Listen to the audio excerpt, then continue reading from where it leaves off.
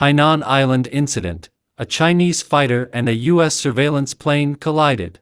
2001 Hainan Island incident. Explained. Now more than 2 decades later, it is impossible to think about the year 2001 without the tragic events of 9/11 coming to mind. That remains a singular moment that largely changed the course of world events, beginning the global war on terror, GWOT, and setting U.S. military policy for years to come.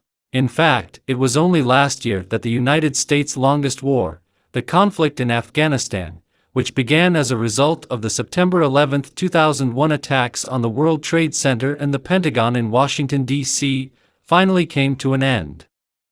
While some continue to question whether the U.S. pullout was the correct course of action, it could be decades before we know the answer. Yet, 2001 was a defining year for other reasons.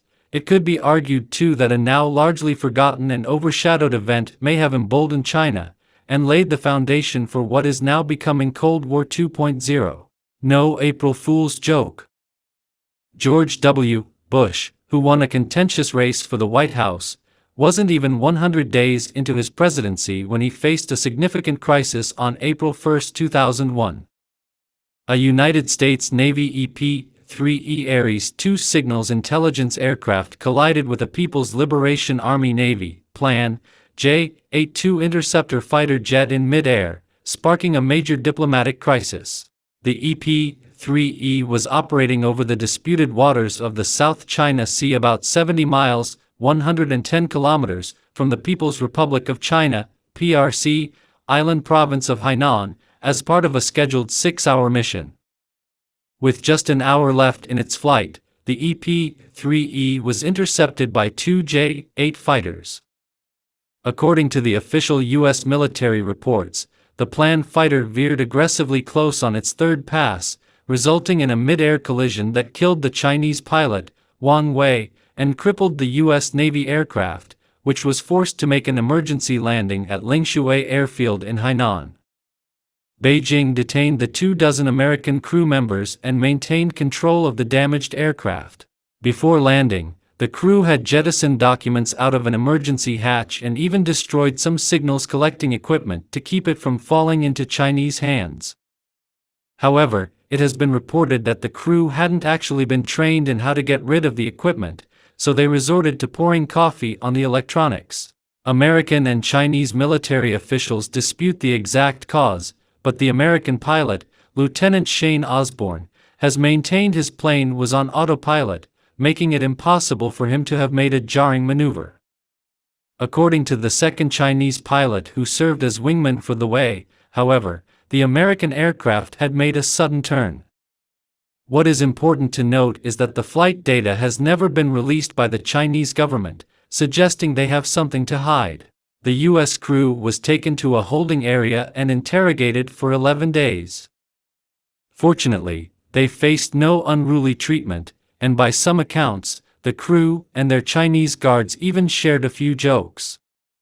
Finally, the crew was released and given a hero's welcome at their base in Honolulu, Hawaii for several days of intense debriefing. Osborne was awarded the Distinguished Flying Cross for heroism and extraordinary achievement for his actions that saved the lives of the crew. Lieutenant Commander Wei was posthumously honored in China as a guardian of territorial airspace and waters, and his widow even received a personal letter of condolence from President George W. Bush. The aftermath. That wasn't actually the end of the story, however. Initially, a team of technicians from the United States was sent to Hainan to repair the plane. However, Beijing refused to allow the aircraft to be flown off Hainan Island, and instead, it was disassembled and flown back to the United States on July 3, 2001 via the Russian airline Polet in 2 Antonov and 124 Ruslan cargo planes.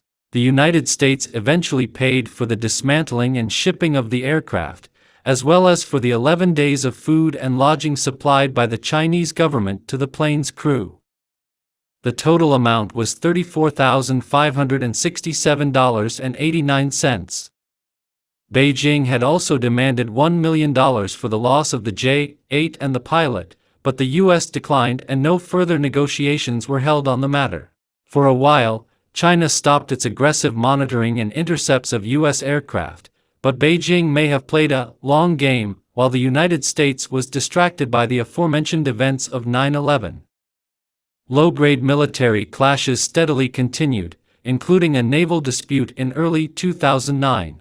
By 2014, China then made a bold move when it began to construct its artificial islands in the South China Sea, which are now fully militarized. Earlier this year, Beijing also claimed the entirety of the regional waters as sovereign territory.